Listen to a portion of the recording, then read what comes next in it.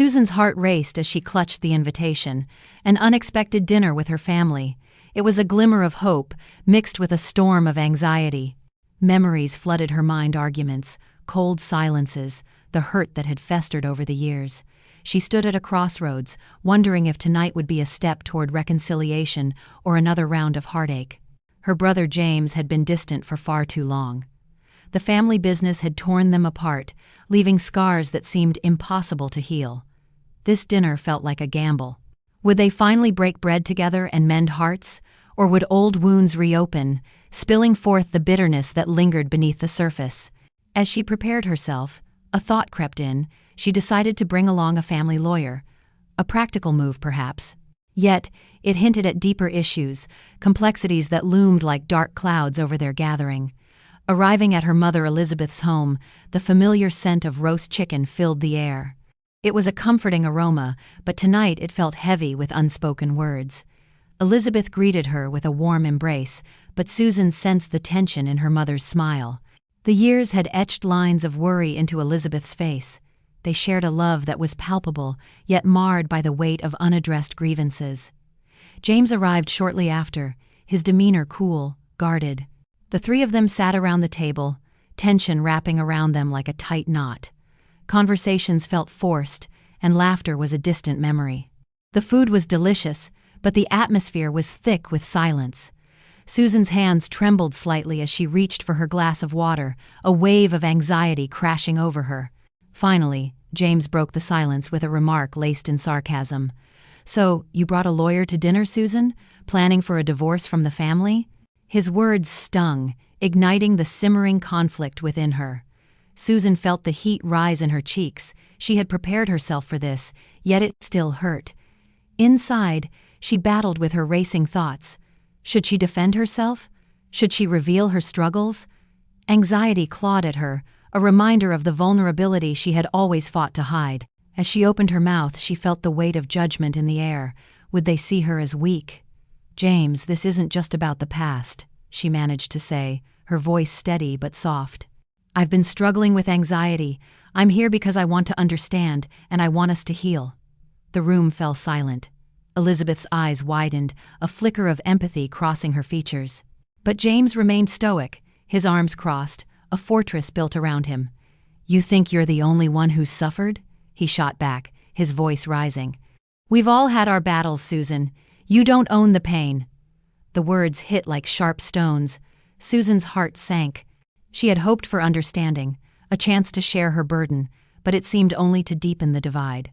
Elizabeth, caught in the crossfire, attempted to mediate, but her efforts only fueled the flames. Tension escalated. Words flew like arrows, each one piercing deeper than the last. "Why can't we just talk about this?" Susan pleaded, her voice trembling. "We've lost so much time, and it's tearing me apart.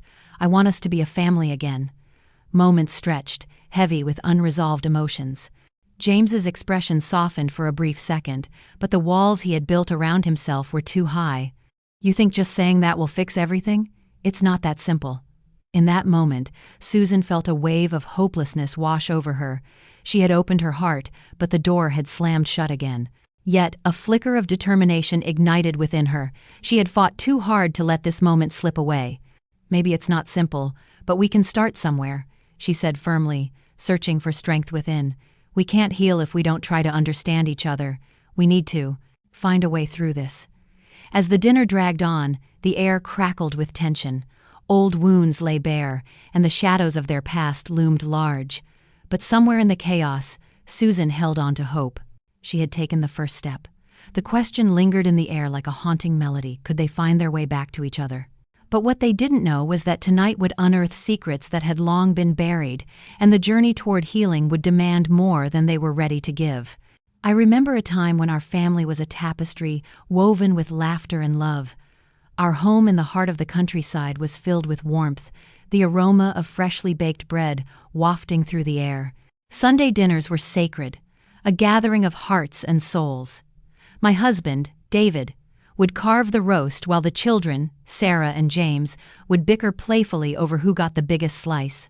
The walls were adorned with photographs capturing our golden moments, birthdays, holidays, and the mundane yet beautiful everyday life. In those days, we were invincible. We had our struggles, of course. Like any family, we faced challenges, but we tackled them together, hand in hand. I was convinced that love could conquer all. I held on to that belief tightly. Little did I know that the very fabric of our family was beginning to fray. As the years slipped by, small cracks began to appear. At first, they were barely noticeable, just fleeting disagreements over trivial matters. "You never listen, Mum," James would say, rolling his eyes. I'd laugh it off, thinking it was just a phase. But as time went on, the laughter faded. The bickering grew sharper, more pointed. Sarah, always so close to me, started to pull away. I felt it, a chill in the air, a distance that I couldn't quite bridge. Then, there was the day I found a note tucked beneath Sarah's pillow. It was a cry for help, a sign of her silent suffering. "I don't know how to say this, Mum," it read. "I feel lost. I wish you could see me." My heart sank as I read those words. I had been so caught up in my own world, in keeping the family together, that I'd failed to see the struggles of my own children. I held the note close, tears streaming down my face. "Oh, Sarah," I whispered, "I'm so sorry." That was the first time I realized that love alone wasn't enough. I had to truly listen, to understand. I thought I was nurturing a safe haven, but I was blind to the storm brewing inside my own home. I sought advice from our pastor, hoping for guidance. "You must create a space for open dialogue," he said gently. "Let them know they can share their burdens without fear." I took those words to heart. But the more I tried to connect, the more distant they seemed. James became withdrawn, lost in his video games. "Just give me some space, Mum," he'd snap, frustration bubbling beneath the surface. I wanted to scream, to shake him and demand he tell me what was wrong, but I knew that wouldn't help. I had to be patient, to give him time. It was during one of those quiet evenings, when the house was particularly still, that I felt a sense of foreboding wash over me. The shadows lengthened, and I could sense that something was about to shift. I sat in the living room, clutching my rosary, praying for strength. "Lord, show me the way. Help me heal this rift," I pleaded. Then came the news that would change everything. David had been feeling unwell for months, but he brushed it off as stress. One evening, he collapsed at the dinner table. Panic ensued. We rushed him to the hospital, my heart racing. The doctor's face was grave. "We need to run some tests," he said, but I could see the concern in his eyes. My world felt like it was unraveling. In that sterile hospital room, everything changed. As I sat by David's bedside, I felt the weight of our family's struggles pressing down on me. The love we once shared was overshadowed by fear and uncertainty. I needed to be strong. "We'll get through this," I whispered, holding his hand tightly. But inside I was terrified. Days turned into weeks. David's diagnosis was a cruel one, cancer. "We'll fight this together," I told him, forcing confidence into my voice, but I could see the worry etched on his face. The burden of his illness rippled through our family like a stone thrown into a pond. Sarah and James were struggling, caught in the waves of their own emotions. It was then that I realized we were all facing our individual battles, each of us fighting for our own sense of normalcy. I tried to keep the family together, to maintain some semblance of routine. But as the days blurred into one another, I felt the cracks deepening. During one particularly tense dinner, Sarah snapped, "You don't understand. It's not just about Dad." Her voice echoed in the silence, a raw wound exposed. But what she didn't know was that I was beginning to crack too. The pressure of keeping it all together was suffocating. I wanted to scream, to let it all out, but I had to be the anchor. "I love you, both of you," I said, my voice trembling. "We're in this together." Yet, I sensed a growing divide. Each family member was retreating into their own world. David's illness weighed heavily on us, and I felt the isolation creeping in. I prayed for strength, for clarity. "Lord, give me the wisdom to guide my family," I would plead nightly. But truth be told, I was losing hope. One night, after a particularly difficult day, I stumbled upon a dusty box in the attic. Inside were old family photos, relics of happier times. I sat on the floor, surrounded by memories, a time when laughter filled our home, a time when we were whole. As I sifted through the images, I felt a flicker of determination ignite within me. "Stay strong, keep pushing through," I whispered to myself. But the darkness loomed, a reminder of the challenges ahead. What I didn't know was that the revelation of those old moments would lead to a confrontation that none of us were prepared for. Perhaps it was time to confront the truth hiding beneath our silence. But what I didn't know was that Sarah had her own secrets, secrets that could shatter our already fragile family. As I turned to leave the attic, my heart raced. What was she hiding? The question lingered in the air, heavy with unspoken fears. I remember the first time I noticed something was off. It was subtle, like a whisper in the wind, but it tugged at me. My son David, who used to run to me with open arms, now glanced at me sideways, avoiding my gaze. My daughter Sarah, once filled with laughter, wore a mask of indifference. It was those small moments that gnawed at me, little comments, sharp as knives, that cut deeper than any physical wound. I brushed it aside at first. I thought, "They're just going through a phase." But that nagging feeling wouldn't let go. I could sense the distance growing. I felt it in the silence at the dinner table, the way their laughter faded to whispers when I entered the room. I knew I had to face it, but how? What could I say? I wanted to scream, "What's happening? I'm still here. I still love you." Then came the first signs of my health slipping, a persistent ache in my back, fatigue that clung to me like a shadow. I brushed it off as stress. After all, being a mother is tough. I filled my days with errands, school runs, and the endless cycle of laundry. I didn't have time to fall apart. But I could feel my body betraying me. I went to the doctor. The waiting room was filled with the scent of antiseptic and the quiet hum of the fluorescent lights buzzing above. I sat there, heart racing. I told myself, "You're strong, you can pull through this." But deep down, fear gripped me like a vice. What if it was serious? What if my children needed me and I couldn't be there for them? The doctor's words were a blur, but I remember the way my heart sank when he mentioned tests and possible outcomes. "We'll wait for the results," he said, his tone professional but kind. I nodded, trying to muster a brave face, but inside, I was unraveling. I couldn't let my children see how much it affected me. I had to keep the family together, but the cracks were starting to show.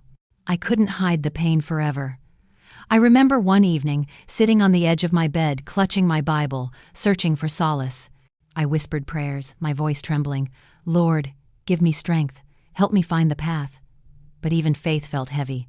I couldn't shake the feeling that I was losing them, losing myself. It was then I heard Sarah and David arguing in the hallway. Their voices rose like a tempest. It was about me, though they didn't know I was listening.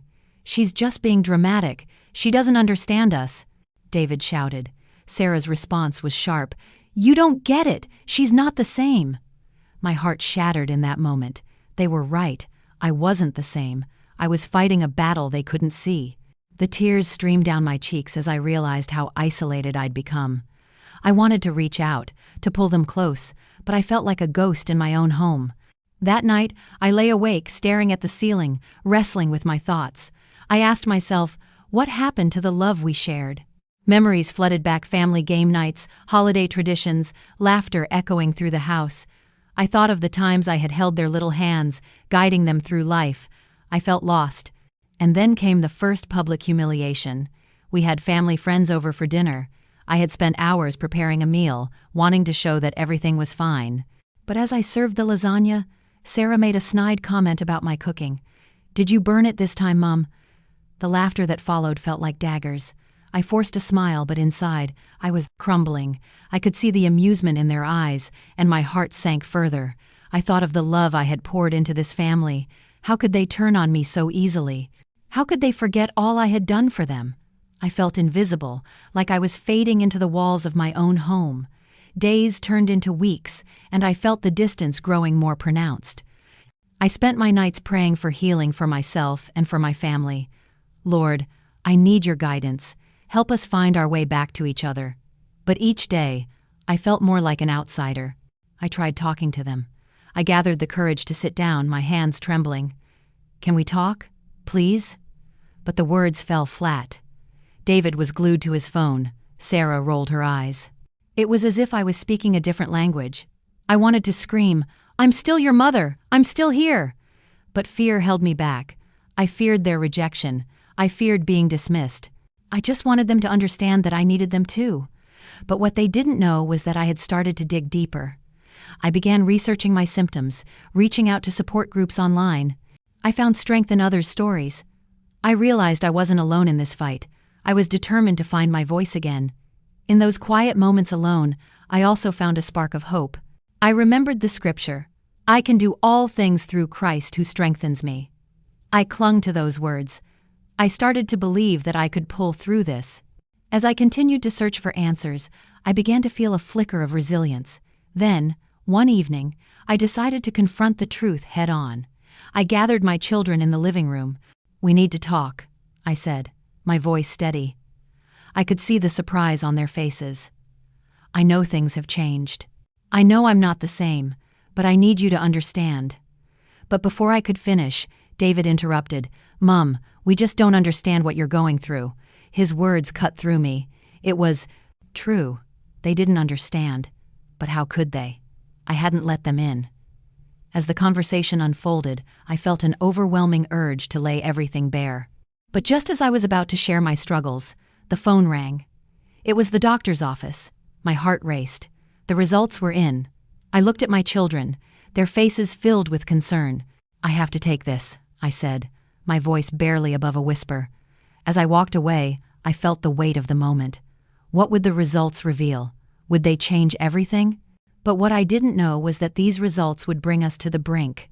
They would force us to confront our truths, our fears, and ultimately, our love. I could feel the tension in the air. They didn't know it yet, but our family was on the edge of a revelation that could change everything, and I was about to discover that healing comes in unexpected ways. It was the family gathering that should have been a day of laughter and love, but it turned into a battlefield. I remember the clattering of plates, the aroma of roast beef mingling with the scent of fresh flowers from the garden. Everyone was there, my husband, Robert, our children, and even the new in-laws. The warmth of the room felt like a hug, but beneath that warmth simmered a tension that I could almost touch. As we sat around the table, the joy of the moment felt fragile. Then came the words that cut through the air like a knife. "You've changed, Mom. You're not the same person anymore." It was my daughter, Elizabeth, her voice trembling but firm. I looked at her, confusion flooding my heart. What did she mean? I was still me. But the look in her eyes told a different story, a story of disappointment, resentment, and a longing for the mother I used to be. "Don't say that, Liz. I'm still here," I replied, my voice barely above a whisper. The room fell silent, the clinking of forks and chatter fading away. Everyone's eyes were on us. The spotlight felt harsh, and I could sense my heart racing. I wanted to defend myself, to explain the struggles I faced, the health issues that had changed me. But the words wouldn't come. "Maybe you just care more about your health than us now," she shot back, her tone sharp. Each syllable felt like a stone thrown at my chest. I tried to swallow the hurt, but it stuck in my throat like a bitter pill. "It's not about that, Elizabeth. I'm just trying to get better, to be here for you." But she wasn't listening. The disappointment morphed into anger, a wild fire that threatened to consume everything in its path. "You used to fight for us. Now you just let things happen. You let Dad walk all over you." It was as if she had ripped the mask off my face, revealing all the insecurities I tried so hard to hide. I could feel Robert's eyes on me, a mix of pity and frustration. He had his own battles to fight: his career, the mounting bills, our dwindling savings. I had thought we were in this together, but now I felt utterly alone, trapped in a whirlwind of accusations. The air grew thick with unspoken words, and I felt a lump rise in my throat. "Why can't you just support me? I'm doing my best," I implored, tears stinging my eyes. The room was silent, save for the ticking of the clock on the wall, a constant reminder of the moments slipping away. I felt like a child again, desperately seeking approval from my own mother, only to find disappointment staring back at me. "Because your best isn't good enough anymore," she yelled, her voice cracking. The room seemed to shrink around me, the walls closing in. I could see the hurt reflected in my son's eyes, his expression a mix of confusion and concern. I took a deep breath, desperately trying to regain my composure, but it was as if the air had been sucked out of the room. Suddenly, I was flooded with memories, happy family dinners, laughter echoing through the halls. I longed for that unity, that bond we once shared. But now it felt like a distant memory, a mirage in the desert of our strained relationships. "I love you, Liz," I managed to say, my voice trembling. "I just need you to understand that I'm fighting my own battles." She looked at me, her face softening for just a moment. But then, the hardness returned. "Maybe you should fight for us too." With that, she turned away, leaving me with the weight of her words hanging in the air like a dark cloud. I sat there, feeling the sting of humiliation wash over me. It was just the beginning of a long, arduous journey, a journey filled with pain, healing, and ultimately, redemption. But what Elizabeth didn't know was that I was ready to fight. I was ready to reclaim my strength, to rise from the ashes of our broken family ties. But as I looked around the table, I realized that this was only the start of something much deeper. The rifts in our family were wider than I had ever imagined.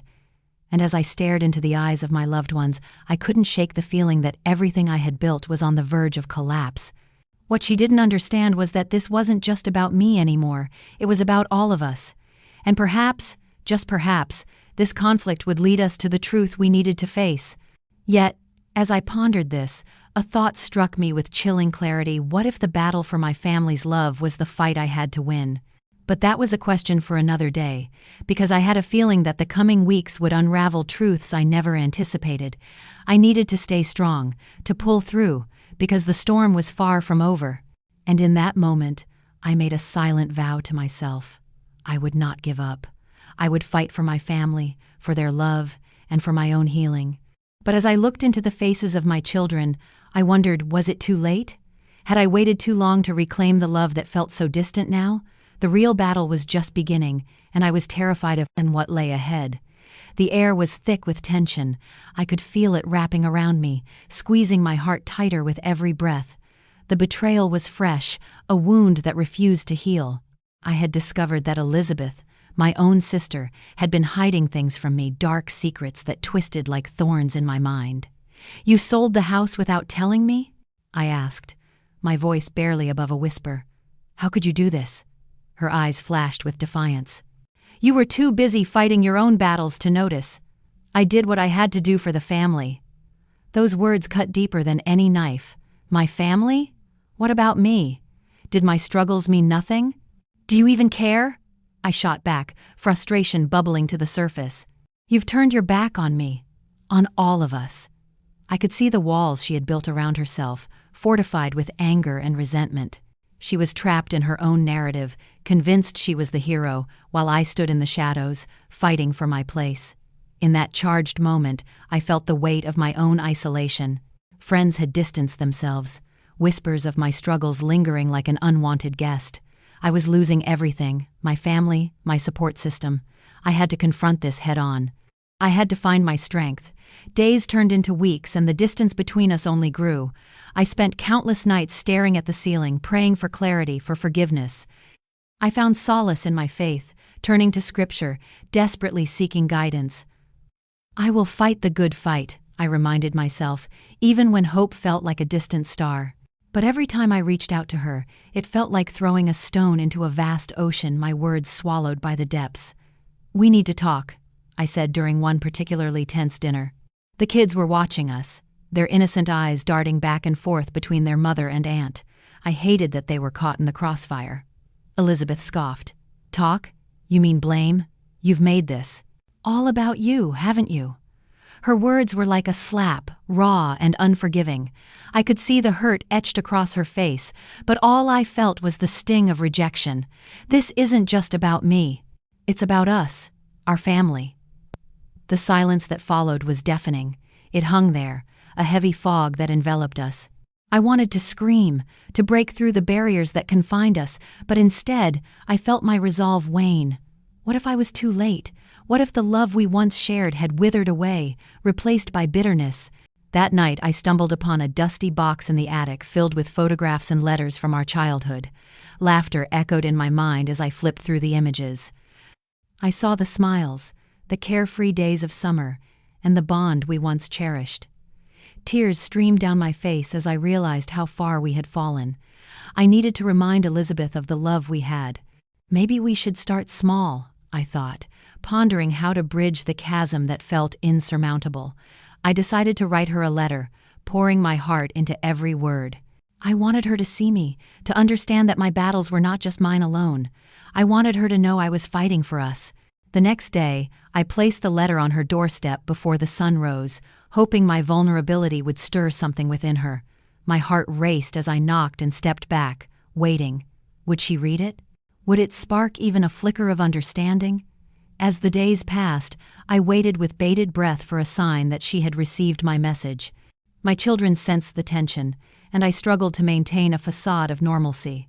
I took them to the park, trying to distract them from the turmoil at home.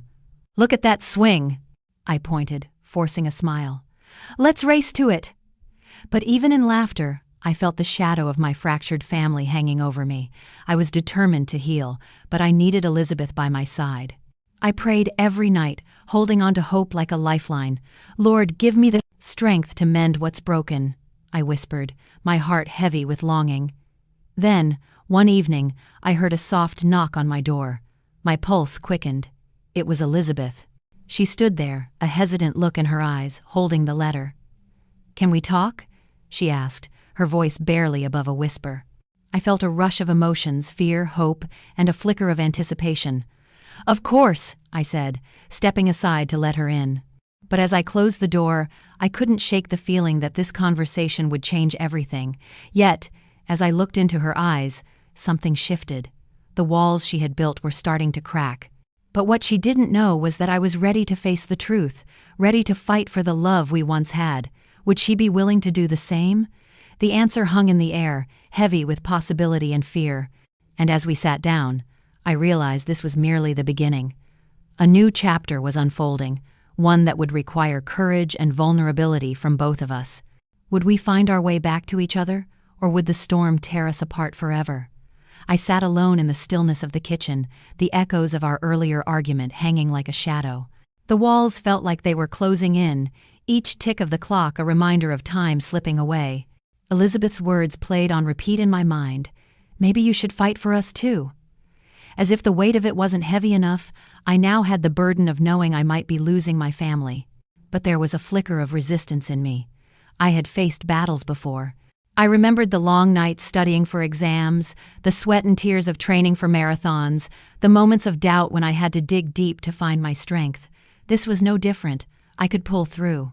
I had to. I glanced out the window, watching the rain patter against the glass.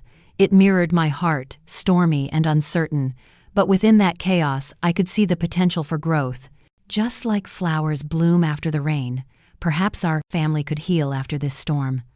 I closed my eyes and took a deep breath, feeling the cool air fill my lungs. Hope was still alive, flickering like a candle in the dark. The next morning I decided to take action. I needed to reconnect, to show that I was willing to fight. I gathered my children around the table, their faces a mix of curiosity and apprehension. "I know things have been tough lately," I started, my voice steady. "But I want us to work through this together. We are a family, and families fight for each other." Sarah, my youngest, looked up at me with wide eyes.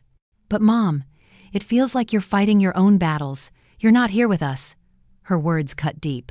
The truth was, I had been so consumed by my struggles that I hadn't seen how much they were suffering too. "I know, sweetheart," I replied, swallowing hard. "I'm going to do better, but I need your help. Can we come together, even if it's just for a little while?" I could see the gears turning in their minds, the hesitance slowly melting away. As we talked, I shared stories of my younger days, how I had overcome obstacles, how I had learned to lean on faith when I felt weak. "You see, every challenge is a chance to grow," I said, looking each of them in the eye. "We can find our strength together, and I believe we will come out stronger on the other side." The tension in the room began to dissipate. I could sense the shift. It was small, but it was there. We laughed, we shared, and for a brief moment, the distance between us felt less daunting. But just as I was beginning to feel a sense of unity, the door creaked open. Elizabeth stood there, her expression unreadable. "I heard you," she said, her tone softening slightly. I'm not sure if I believe it, but I'd like to try. Hope flickered again, stronger this time. I nodded, my heart racing. We can do this as a family. It won't be easy, but I believe we can heal. But then, that flicker of hope was quickly snuffed out by the reality of our situation. Elizabeth stepped into the room, and the weight of her presence reminded me of the unresolved tension between us. "What if it's too late?" she whispered, a hint of vulnerability breaking through her defenses. That question hung in the air like thick fog. What if it was? But I realized then that doubt wouldn't serve us. We can't know what the future holds unless we try. Let's take it one day at a time. I could see the fight in her eyes. She wanted to believe, but fear and pain had built walls around her heart. I reached out, taking her hand in mine. "We're in this together, Liz. Let's start rebuilding, piece by piece." As she squeezed my hand, I felt a glimmer of hope. But deep down, I knew this was just the beginning of a long journey. That evening I found myself sitting in my room, the rain still pattering against the window. I pulled out my journal, the pages worn from years of writing. I began to jot down my thoughts, reminding myself of the strength I had within. "Every storm runs out of rain," I wrote. "Every struggle leads to growth." I paused, reflecting on my relationship with Elizabeth. We had so much to overcome, but I refused to let fear dictate our future. The next day, I reached out to my community. I called Sarah, a dear friend from church who had always been a beacon of support. "I need help," I admitted, my voice trembling. "I'm trying to mend my family, but I can't do it alone." "Hang in there, love," she said, her voice warm and reassuring. "You're stronger than you think. We can find resources together, therapy, support groups. You're not alone in this." I hung up feeling lighter. It was a small step, but it felt monumental. I was choosing to fight not just for myself, but for my family. I would gather the tools I needed to heal, to grow, and to inspire them to do the same. But as the days passed, I realized that the path to healing was riddled with challenges. Each conversation with Elizabeth felt like walking a tightrope, balancing between hope and despair. We'd have moments of connection, then fall back into silence. It was exhausting, but I reminded myself, never give up. Then came the evening that would change everything. As I was sorting through some old boxes in the attic, I stumbled upon a dusty photo album. I opened it, and there they were, images of our family in happier times, smiles bright and carefree. But as I turned the pages, I noticed something tucked inside. A letter. My heart raced as I pulled it out, the handwriting unmistakable. It was from my late mother, a voice from the past. "Dear Mary," it began, "life will throw you storms, but remember, love is always worth fighting for." Tears streamed down my face as I read her words. This was the encouragement I needed, a reminder of the strength that ran through our family. But what she didn't know was that, I gasped, realizing that my mother had faced her own battles. I had to share this with Elizabeth. We were stronger together, and perhaps this letter held the key to unlocking the love we had lost. But as I made my way downstairs, a thought struck me with chilling clarity. What if this revelation didn't bring us together, but tore us apart? I hesitated at the doorway, heart pounding, the weight of uncertainty hanging heavily in the air. Would my family be ready for the truth, or would it shatter the fragile bonds we were trying to repair? The storm was far from over, and I knew I had to be brave. With faith as my anchor, I took a deep breath and stepped into the unknown. The days that followed felt like a foggy morning, heavy, thick, and disorienting. I had to dig deep to find my resilience, to push through the weight of uncertainty. I knew Elizabeth was still angry, and my heart ached knowing I had contributed to that rift. But I also felt an ember of determination igniting within me. I needed to act, to uncover the truth that had lain buried for too long. It started with a forgotten box in the attic. Dust danced in the slanting light as I pulled it down. Inside, I found old letters, photographs, and a tattered journal belonging to my late mother. Each page was a slice of her life, filled with dreams, struggles, and unwavering faith. It was a treasure trove of memories, yet one entry caught my eye, a cryptic mention of a family heirloom, something that had been lost to time. I felt a spark of hope. Perhaps this heirloom held the key to mending our fractured family, a symbol of unity we had overlooked. I spent hours poring over the journal, piecing together clues, tracing my mother's steps. The more I read, the clearer it became. My mother had faced her own battles, and she had emerged stronger, wiser. She had fought for love, for family, and I needed to do the same. "Mom, where is it?" I murmured to myself, flipping through the pages. "Help me find it." I felt an odd sense of connection, as if she were guiding me through this tangled web of our family's past. Days turned into weeks of searching, and with every new discovery, I felt a sense of purpose. I reached out to family friends, old neighbors, anyone who might shed light on the heirloom. Their stories filled in the gaps, painting a picture of a family once vibrant and connected, now frayed around the edges. I realized how much I had taken for granted, how easily we had allowed misunderstandings to create distance. One afternoon, I found myself in a quaint cafe, speaking with Mrs. Thompson, a family friend who had known my mother well. Over steaming cups of tea, she shared stories of laughter and joy, of my mother's unwavering spirit. "Your mother always believed in the strength of family," she told me, her eyes sparkling with nostalgia. "She would have wanted you all to come together, to heal." As I left the cafe, I felt a renewed sense of clarity. I had been so focused on my own struggles that I had neglected the power of unity. I needed to reach out, to reconnect, and to show Elizabeth and the children that I was willing to fight for them. I had to let them know that their love was worth every ounce of effort. But just as I began to gather my thoughts, a chilling realization washed over me. What if Elizabeth was right? What if my own battles had blinded me to the needs of my family? I had been so consumed by my personal journey that I hadn't seen the fractures forming around me. I needed to confront this head-on. That night, I gathered the family for dinner. The table was set, the aroma of comfort food wafting through the air. I could feel the tension crackling beneath the surface, but I was determined to break through. "Can we talk?" I asked, my voice steady yet soft. Elizabeth glanced up, her expression guarded. The children exchanged looks, uncertainty etched on their faces. "About what, Mum?" Sarah asked, her tone cautious. "About us," I replied. "About how I've been so focused on my own struggles that I've neglected to see what's happening with you all. I want to heal our family. I want to fight for us." Silence enveloped the room, thick and heavy. I could see questions swirling in their eyes. "You've been distant, Mum," Michael finally said, his voice barely above a whisper. "It feels like you don't care." His words hit me like a freight train. "I do care, more than you know. I thought I was fighting my own battles, but I realize now that I need to fight for us." Elizabeth's gaze softened, and for a fleeting moment, I saw a glimmer of hope. "We need to be honest with each other. We can't keep pretending everything is fine when it's not." I nodded, feeling the weight of her words settle around us. It was time to peel back the layers, to be vulnerable. I've been searching for something that could help us reconnect. I found clues about an heirloom, a piece of our family history that might remind us of who we are. Their faces reflected a mix of curiosity and skepticism. "What kind of heirloom?" Elizabeth asked, leaning in. "It's something that belonged to my mother, a symbol of our family's strength," I explained. "I believe it could help us find our way back to each other." But just as I felt a flicker of optimism, a shadow loomed over my heart. What if they didn't care? What if my search for redemption was in vain? Those thoughts clung to me like a weight, but I pushed them aside. "I want us to work together. To heal," I urged. "Can we do that?"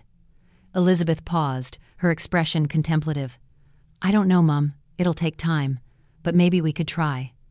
I felt a surge of hope. Maybe this was the beginning of something beautiful. But as I looked into their eyes, uncertainty twisted in my gut. What if the heirloom didn't hold the answers I sought? What if our journey was just beginning, and the real challenges lay ahead? "Let's find it together," I said, reaching out, my voice steady. "We can do this. We're stronger together, and I believe we can reclaim our love." As they nodded, I felt the first stirrings of belief flickering within me. Yet, the haunting question remained, what if the truth we unearthed was more than we bargained for? The quest for our family's legacy had begun, but I had no idea how deep the roots of our struggles ran. I could only hope that the journey would lead us to healing, and that I could prove to them that I would never give up. Because what we all needed was hope that together we could pull through. But what lay ahead, I could only imagine. I felt the weight of Elizabeth's words settle deep in my heart. The darkness of doubt crept in, wrapping around me like a cold fog. I had to fight, but the battlefield was no longer just mine, it was our family. I looked at my children, their faces a blend of confusion and sadness, and wondered if they had felt the tremors of our crumbling foundation as I did. Days passed, each one marked by a growing tension that hung in the air like an impending storm. I tried to reach out, to bridge the chasm between us, but every attempt felt like casting a stone into a deep well. No response, just silence. I found solace in my faith, praying for strength and clarity. Lord, help me find my way back to them, I whispered into the quiet of the night, hoping my words would reach the heavens. Then came the day when my resolve was truly tested. I walked into the living room, the sunlight pouring through the windows, illuminating the dust motes dancing in the air. There they sat, my children and Elizabeth, engaged in a hushed conversation. As I approached, their laughter faded, replaced by a heavy stillness. It felt like walking into a room where a secret had just been shared, one I wasn't meant to hear. "What's going on?" I asked, trying to keep my voice steady, though my heart raced. "Nothing," Elizabeth replied, her tone clipped. The dismissal stung. I took a deep breath, forcing myself to remain calm. "It doesn't seem like nothing. I want to be part of this family again. I need you to let me in." For a moment I saw a flicker of something in her eyes. Was it regret, or perhaps fear? But it vanished as quickly as it appeared. "We just need space, Mum." "My son," Michael said softly. The words felt like a dagger. "Space?" I echoed, struggling to comprehend. "Space from what? From each other? We're family, for heaven's sake." "I said we need time," Elizabeth interjected, her voice rising. "You can't just demand things to go back to the way they were." The room pulsed with tension. I felt my heart racing, the urge to scream building within me. But I knew that wasn't the answer. I had to pull through, to stay strong, even as I felt the ground beneath me shift. I'm not trying to demand anything. I want to understand. I want to fight for us. Silence enveloped us, heavy and suffocating. I could see my children exchanging glances, their expressions a mixture of sympathy and discomfort. "You don't get it," Susan finally said, her voice trembling. "You've been so consumed with your own battles, you forgot about us." Her words pierced through me, raw and painful. She was right. I had been fighting my demons but had neglected the ones that lurked in my family. My heart sank as I realized that I had been so focused on healing myself that I had overlooked their struggles. "I'm sorry," I said, the words spilling out before I could hold them back. "I didn't mean to push you away. I thought if I could fix myself, it would fix us too."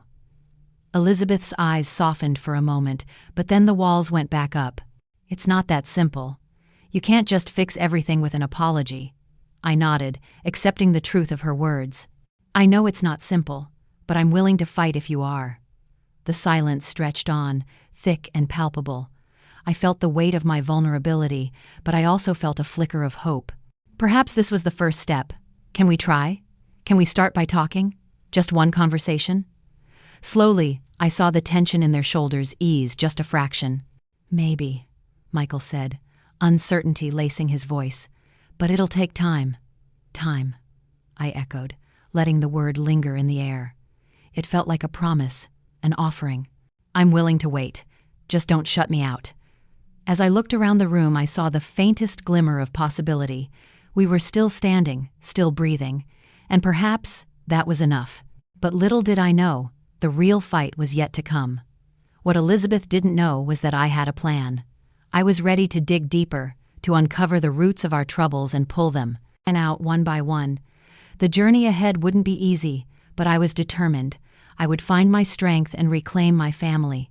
But just as I felt a surge of hope, my phone buzzed, breaking the moment. It was a message from my sister, Mary. The words sent a chill down my spine. "We need to talk. It's about Mum." I glanced at my children, their faces a mix of concern and confusion. "What's going on?" they asked, their voices overlapping. Suddenly, the warmth of our tentative truce felt fragile, teetering on the edge of something far more complicated. And in that moment, I realized this battle was far from over. The storm was still brewing, and I had no idea what it would unleash. I took a breath, feeling the weight of Mary's message settle like a stone in my stomach. The room felt smaller, the air thicker. What does she mean it's about Mum? Elizabeth's voice broke through my thoughts, filled with concern. The question hung there, echoing a deeper fear I dared not articulate. I don't know, I replied, my voice steady, but inside a storm was brewing. But I'll find out. I'll talk to her.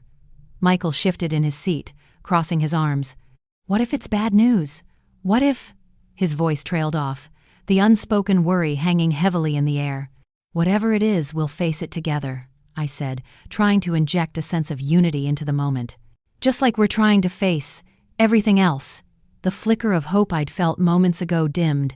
This wasn't just about us anymore. It was about family, about our roots, and perhaps the past was catching up with us faster than I'd anticipated. Hang in there, I murmured, more to myself than to anyone else. I needed to find my strength, the kind that had helped me through countless challenges before. I had learned to overcome obstacles, but this felt different, unpredictable. I glanced at the clock. Time ticked by relentlessly, each second reminding me of the urgency of the situation. I'll call Mary now, I said, my voice steadying as I reached for my phone. My fingers trembled slightly as I dialed, a mix of anxiety and determination pulsing through me. Hello? Mary's voice was hesitant, strained. I'm glad you called. Mary, what's going on? I asked, trying to keep my tone calm. You said it's about Mum. There was a pause on the other end, and I could almost hear her weighing her words. It's serious. I think she's been keeping something from us, something about her health. A chill ran down my spine. What do you mean? Her doctor called. There's been a diagnosis, Mary said, her voice barely above a whisper, and I don't think she's ready to talk about it. My heart sank.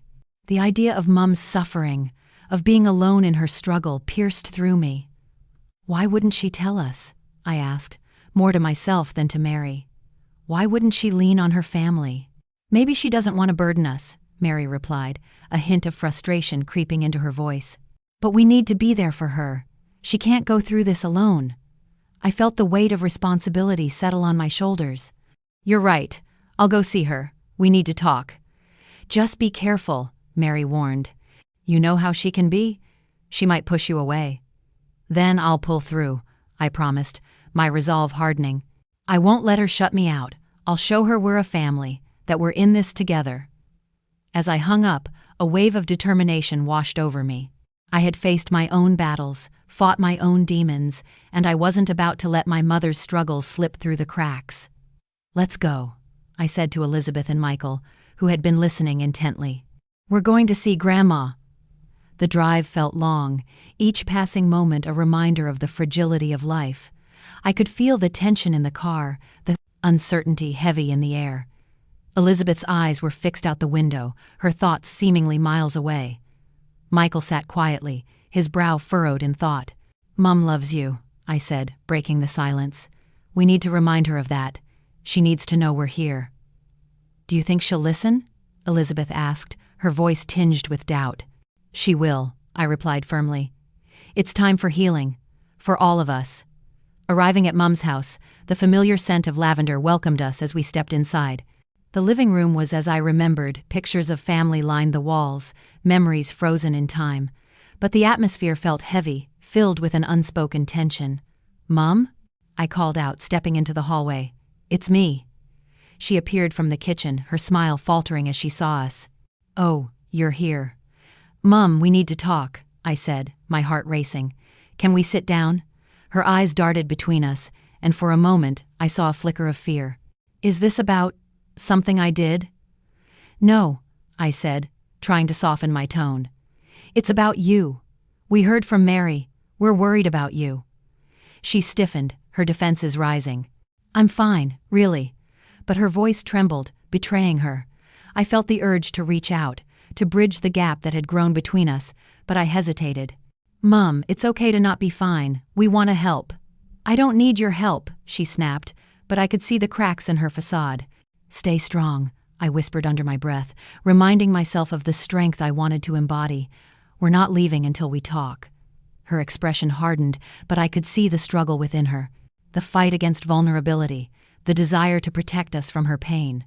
"You don't understand," she said, her voice breaking. "Then let us understand," I pleaded, my heart aching for her. "We're family. We can face this together." The silence stretched between us, thick with unspoken words, but just as I felt we were on the verge of a breakthrough, her phone buzzed, shattering the moment. She glanced at it, her expression shifting to one of panic. "I need to take this," she said, turning away. And in that moment, I felt a sense of defeat wash over me. We hadn't even begun to scratch the surface. As she walked away, I exchanged a worried glance with Elizabeth and Michael.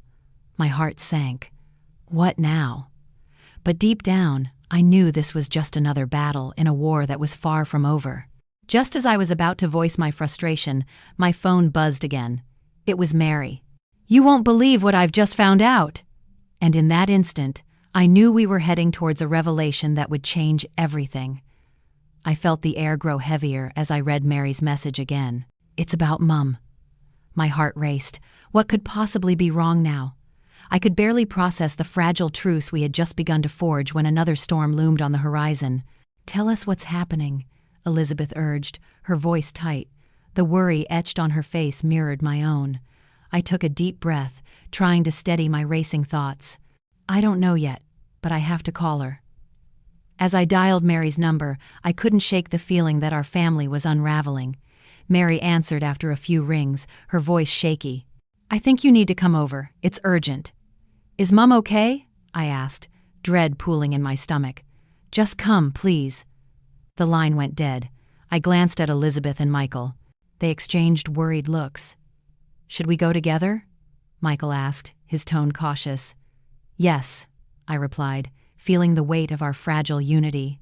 "We need to face this as a family." The drive to Mary's house felt like an eternity.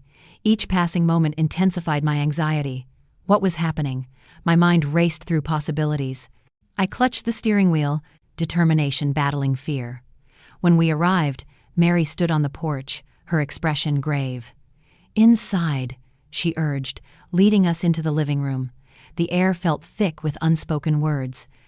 "Mum's been in and out of the hospital," Mary said, her voice breaking. "She's not doing well." A wave of disbelief washed over me. "What do you mean? Why didn't anyone tell me?" Mary's eyes flashed with frustration. "Because we thought you were too busy. You've had your own battles." The guilt hit hard. I had been so consumed with my own healing that I hadn't seen the signs. "I'm sorry," I whispered, feeling the weight of my neglect. Michael moved closer to me, placing a hand on my back. "We'll figure this out together," he reassured me, his support a lifeline amidst the turmoil. "Have you seen her?" I pressed, desperation creeping into my voice. Mary nodded, tears glistening in her eyes. "She's not the same. We need to make decisions." The enormity of it all crashed over me. Decisions about care, about life. "We can't lose her," I said, my voice trembling. Elizabeth stepped forward, her expression resolute. "We won't lose her. We'll fight for her, together." In that moment, I felt a flicker of hope ignite within me. We were still a family, despite the fractures. We were still standing, still breathing. But just as I began to believe we could pull through, Mary pulled out a folder from under the coffee table. "There's something else," she said, her voice steady yet heavy. "Something Mum wanted us to know." My heart raced. What could it possibly be? I leaned in closer, my curiosity piqued. Mary opened the folder and pulled out a letter, the paper worn and yellowed with age. "This was written last month," she explained. "It's about the inheritance." My breath caught in my throat. The word hung in the air, heavy with implications. What inheritance? Why hadn't we talked about this before? Mary's eyes darted between us, gauging our reactions. "Mum left us something, but it's not what you think." I felt the world tilt on its axis. "What do you mean?" I asked, sensing the tension radiating from the others. "It's a trust, but it comes with conditions," Mary continued, her voice wavering. "And if we're not careful, it could tear us apart." The room went silent, the weight of her words sinking in. I looked at Michael, then Elizabeth, each of us grappling with the implications. "What kind of conditions?" Elizabeth finally asked, her voice steady despite the tremor in her hands. Mary hesitated, the air thick with anticipation. "If we don't come together as a family, it all goes to charity." Shock rippled through me. "So, we have to work together to keep what's ours?" I asked, disbelief mixing with a surge of determination. Yes, Mary affirmed, her gaze unwavering. We need to put aside our differences. For Mum. I felt the gravity of the moment. This was more than just about money. It was about family unity, healing, and finding our way back to each other. But as we stood there, staring at one another, I couldn't shake the feeling that the battle was far from over.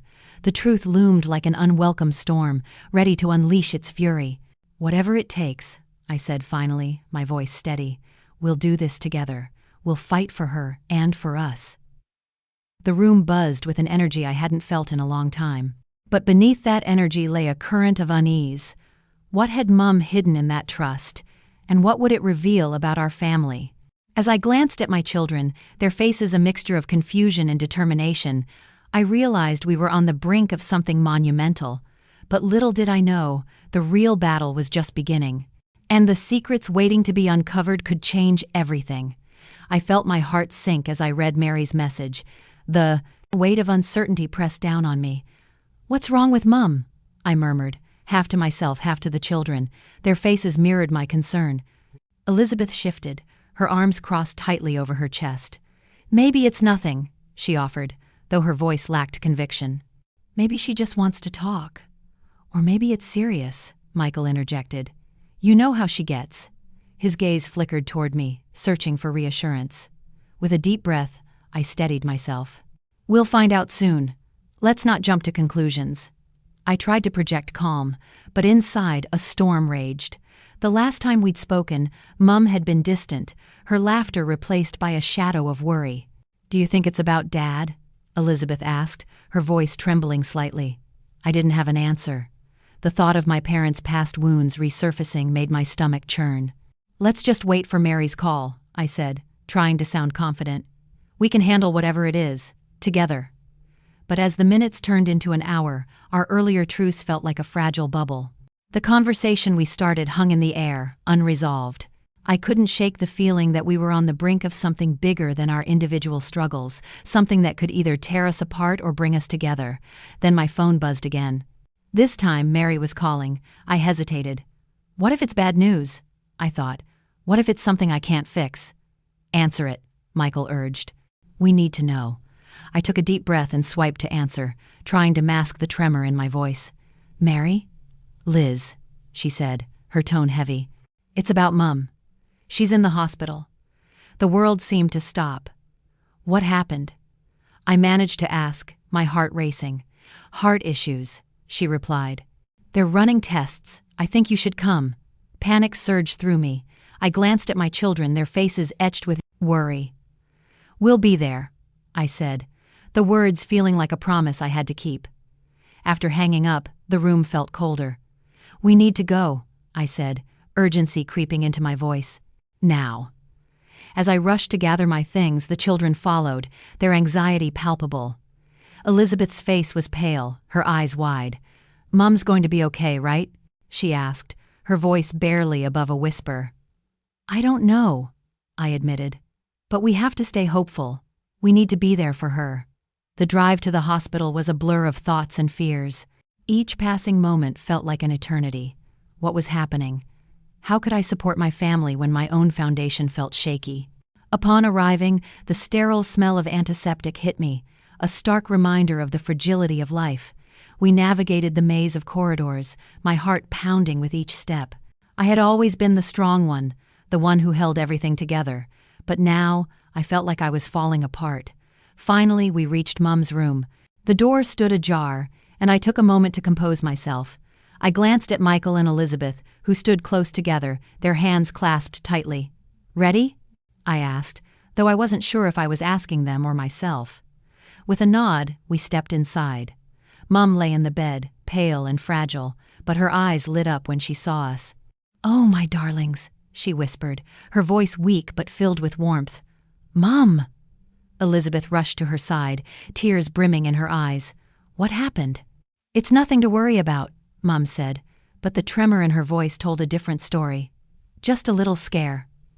I approached the bed, taking her hand in mine. "We're here now. We'll get through this together."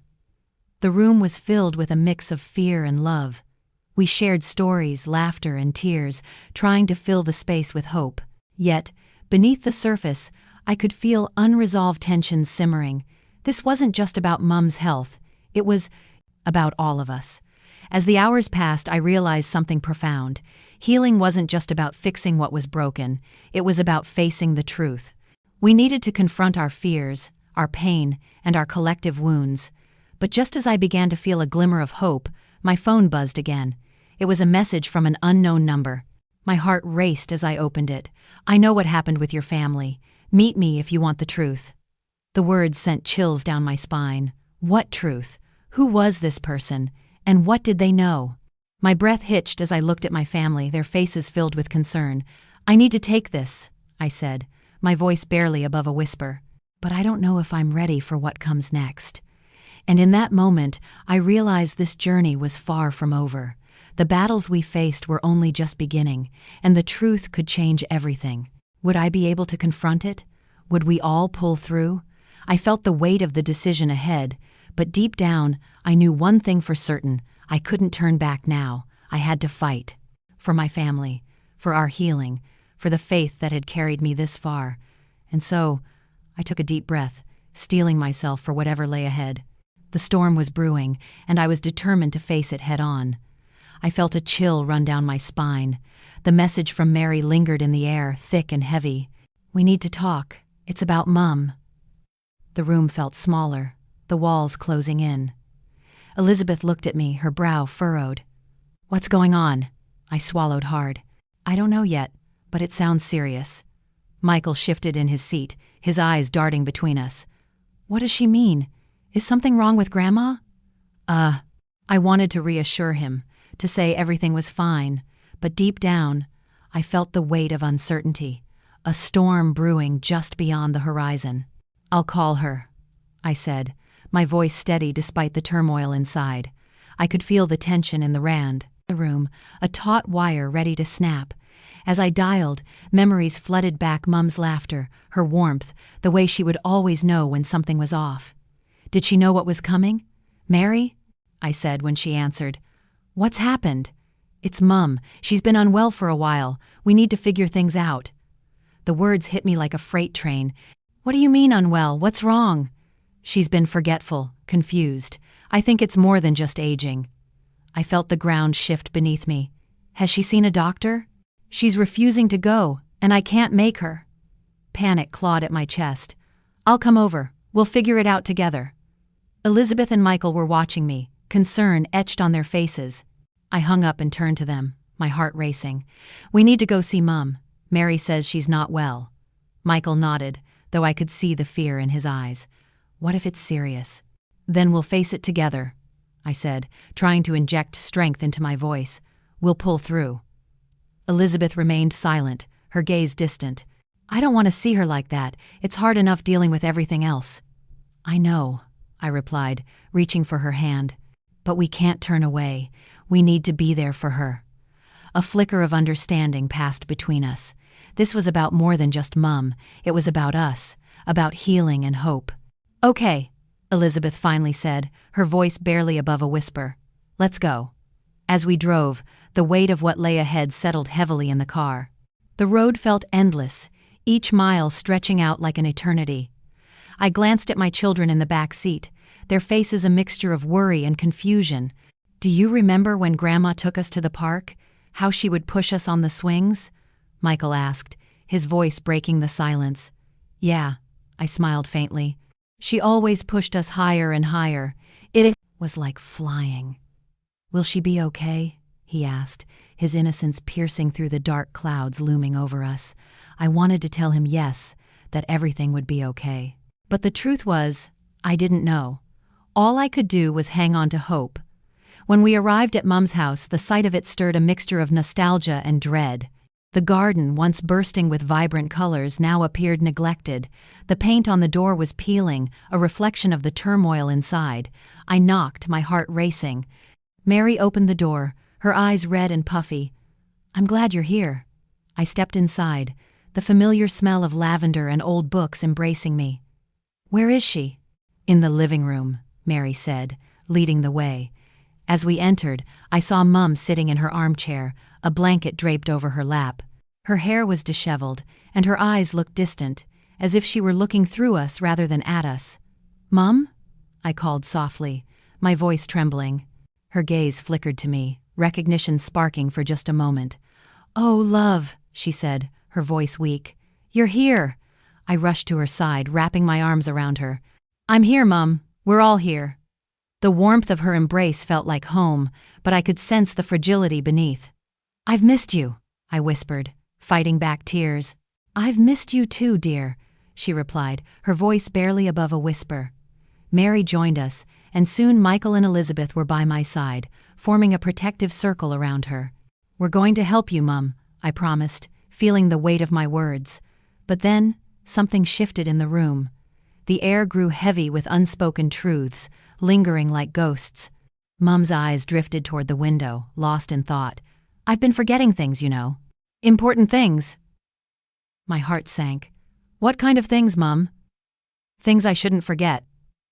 I exchanged worried glances with Mary. This wasn't just about her health. This was about everything we had taken for granted. "Let's talk about it," I urged, my voice steady. "Whatever it is, we can face it together." But Mum only shook her head, her expression distant. "It's too late for some things." "What do you mean?" Then, in that moment, I realized there was something she wasn't telling us, a secret lingering just beneath the surface. And just like that, the storm I had sensed earlier began to gather force. "Maybe we should have a family meeting," Mary suggested, her voice trembling. I nodded, feeling the weight of the decision. Yes, let's lay everything on the table. But deep down, I knew this was just the beginning. The real battle was about to unfold, and we had to be ready. "Stay strong, everyone," I said, my heart pounding. "We'll get through this." Little did I know how much would be revealed, how deep the roots of our family troubles ran. The ties that bound us were fraying, and I could feel the urgency rising like a tide. And in that moment, I understood the fight for our family's future had truly begun. The room pulsed with tension. My heart raced as I looked around at my family. Mum leaned back in her chair, her frail form seeming smaller, more fragile than ever. I could see her struggle with the weight of unspoken words. "Mum, we're here for you," I said, my voice steady but heavy with emotion. "You don't have to bear this alone." Mary's hand rested on Mum's shoulder, a silent promise of support.